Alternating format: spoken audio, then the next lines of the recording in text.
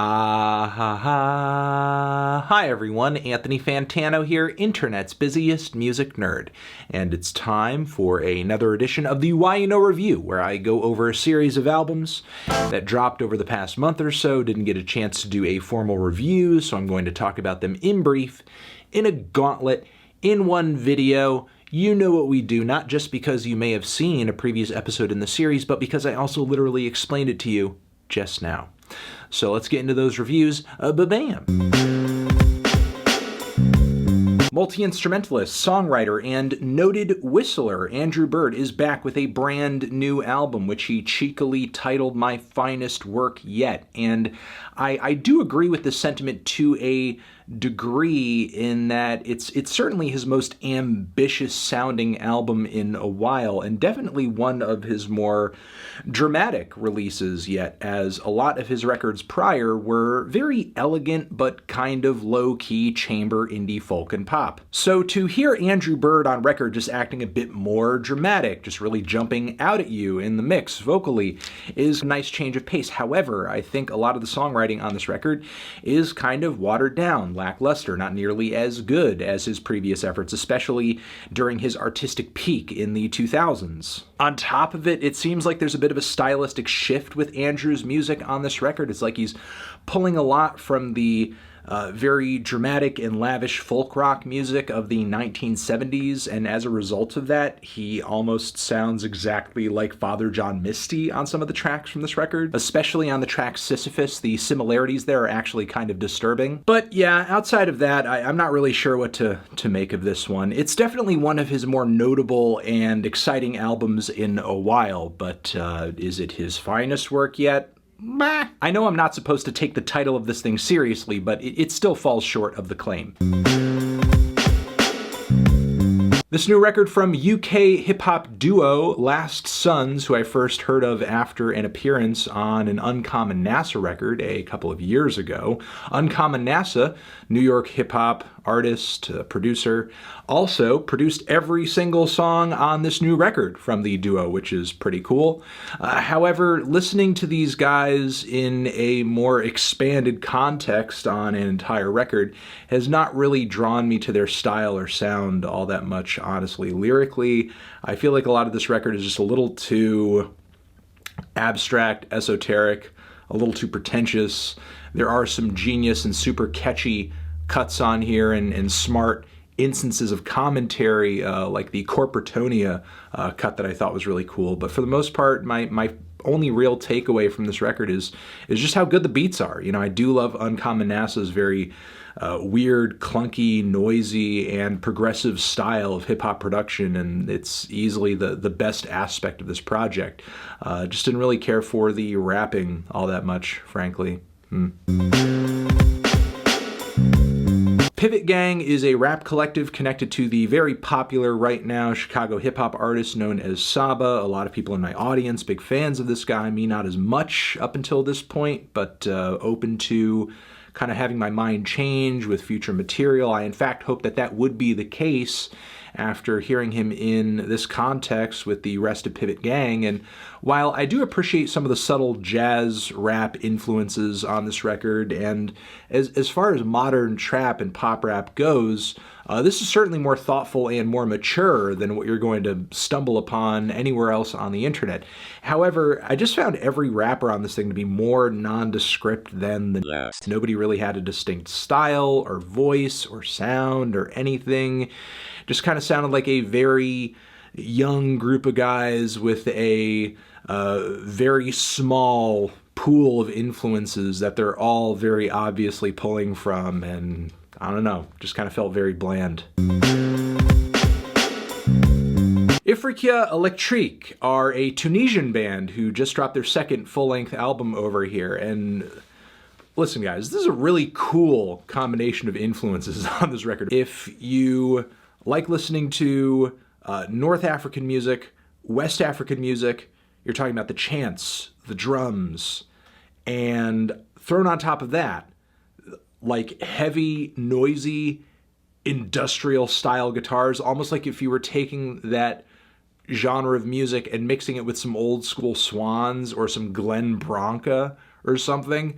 Yeah, that's literally what you're getting here. It's unlike anything I've ever heard before. However, I do think a lot of the group vocals meld very awkwardly with the heavy industrial and noise rock guitars on this record. If not for them coming together in such a weird fashion where something just feels off, I think I would be praising this record a lot more, because the combination of sounds and styles on this thing is just too amazing and too ambitious not to admire, at least to some degree, even if the execution is sort of off. I would recommend this to anybody who is adventurous, wants to hear a refreshing combination of sounds. Yeah. Gotten quite a few requests to review this new Lolo ZOUAI record. This France native's new album is a combination of R&B, very chill, very beat heavy, very atmospheric, a bit of hip-hop influence as well. It's okay, there are a few tracks here where the songwriting or even Lolo's vocal delivery is kind of stunning and beautiful, but there are also quite a few tracks here that just feel like very atmospheric, gentrified, bland R&B wallpaper. It's really kind of a mixed bag. I think if I'm going to be wowed by this artist at some point in the future, the songwriting and the singing across the entire record is going to need to be just a bit bolder. But hey, if you are looking for something on that R&B spectrum that is a bit moodier and artsier and atmospheric and relaxed, give it a try. Why is this Foxygen album such a mess? I mean, the production's not utter trash, but I feel like we're almost going back to the and star power days. We're almost going back to that. And that's just kind of a disappointment to hear the duo back in a position where their songwriting has gotten weaker and their instrumentals are such a junk pile of different influences and ideas on this record that almost nothing is complementing each other on some tracks on this record, and it just ends up sounding like a total mess. I'm let down. Fontaines D.C, an Irish indie rock and post-punk outfit who dropped a couple of tracks in teasing toward this latest record of theirs, their debut album, that I was pretty enamored with. But after getting a chance to hear the entire record, as far as post-punk revivalism goes, this to my ears is just very mild. It's very average. It's very run-of-the-mill. The performances, I think, are pretty underwhelming. Generally across the record, the vocals, while they do have a very endearing Irish twang to them, there's not a whole lot about the vocal performances that I think are all that thrilling or exciting. The band truly fails to string together some ballads and some songwriting that are really snappy and memorable, nor are they really able to put the pedal to the metal and come through with some recordings and performances here that are just exciting, thrilling, electrifying, like you may expect out of an album that's so obviously influenced by punk music. But yeah, I had some high hopes for this album, but unfortunately it just came out very much all right. Another record from the Budos Band. They are back after 5 years since their last album, and they are bringing their usual blend of jazz funk and funk rock, obviously pulling on some more Afrobeat influences on this one, obviously pulling on some more psych influences on this one. If you look at the cover on this thing, it actually kind of looks like the front of a doom metal album, and you know, it's no lie, it's not a tease. This is easily the Budos Band's darkest record yet, and how do they create that atmosphere with more distortion, with a lot more reverb, to the point where it's actually swallowing the mix and making the songs a bit hard to listen to. I mean, if you really want to hear the group at their darkest and most sinister, you most likely will not want to miss this record, but I feel like in a way they were already kind of pointing in this direction with their last album, which if you look at the cover of that, looks like a stoner metal cover, and that album also contained some very dark material. The new Devin Townsend record is mixed awfully, and I do not get the appeal of it. I mean, some of the weird compositional Frank Zappa-isms, and maybe even I could say Mr. Bungle-isms thrown into this record, where he kind of jabs you with these weird quick hits of jazz or some quirky other classical progressions, that sort of thing. I mean, that's cool. But generally, what you're hearing here is just some very grand and trying to be epic prog metal that is just bricked out and compressed to the point where all of these very, very corny orchestral embellishments and arrangements thrown on top of these riffs are just kind of like drowned out in the super thick mix. The vocals are subpar as well. I just do not get the appeal of this record unless you're just like a ride or die Devin Townsend fan. I really don't.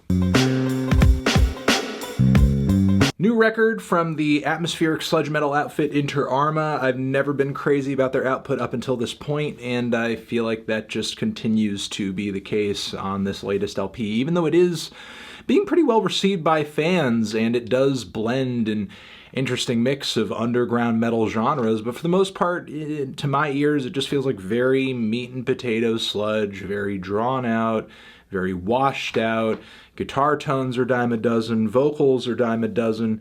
It does have a kind of epic winding feel to it, and if you do love the subtle notes of black metal and doom being thrown into the mix, maybe this album will kind of wow you or win you over, but for the most part, the sound of it, for this genre, I don't know, just very average. The new Kelsey Lu record, Blood, has been getting quite a bit of attention across the internet, and I can certainly see why when it comes to very moody and mystical and varied albums of art pop music. Kelsey Lu certainly does bring some refreshing and new flavors to the table. Her talents as a cellist certainly do her a lot of favors across many tracks on here, and the amalgamation of influences that come together on this record are pretty cool too. There are moments on this thing where vocally and also in terms of her songwriting, she kind of reminds me of Kimbra or Solange or even a bit of Bjork, maybe even a touch of Lorde or some of the darker tracks that have come out from The Knife over the years. While all of this is fine though, I can't help but feel just underwhelmed by this album. I'm just constantly being given reminders of other things that it's obviously pulling from. But honestly, I think the record is just a little too all over the place, and I couldn't quite get a taste of what exactly makes Kelsey Lu distinct amongst the current field of art pop artists that have made waves over the past decade. Though if you consider yourself a hardcore art pop fan and you like to try and listen to every record in the genre that comes out, you will most likely not want to miss this. What a hideous, obnoxious pop album. It just makes indie pop sound so unlikable. From the uppity beats to the very nasally and whiny and grating vocals, this is really a slog to listen to. I don't know what else to say. As much as I was psyched for this new Wand album based on a few tracks teasing toward its release, I was kind of disappointed to hear that while I do like the variations across this record and the psychedelic vibes throughout some of these tracks, the songwriting, the vocals just feel very dime a dozen, feel very general. The production's good. If you are a huge psych head, Wand is easily one of the more instrumentally creative and diverse bands out there, especially on this album. But I don't really find a whole lot of creativity in the singing, in, again, the songwriting, in the way a lot of these tracks are composed, frankly. I don't know. It's definitely their most vibrant release that I've heard and one of their more ambitious records, but it doesn't really go quite far enough to push the envelope and really leave an impression. The new LSD record, the collaboration between Diplo and Labrinth, and of course Sia, has not really left audiences with a lot to imagine going into this LP, given that nearly every track here was released prior as a single. And yeah, I mean, this is very hit or miss millennial pop. I appreciate that these three came together and tried to artfully weave into one project just about every millennial pop stereotype imaginable, from the instrumentals to the singing style to the way these tracks build up to their choruses. Every stereotype of pop from this past decade or so is like on this record at some point. I'm just not sure what to say about it beyond that. A couple of tracks from this thing are certainly worth taking away, but the entire record, I'm just not feeling it. What the hell is this? I feel like Fat Mike heard Logic's Supermarket and was like, no way this dude is going to walk away with worst album of the year. I'm going to make the worst album of the year.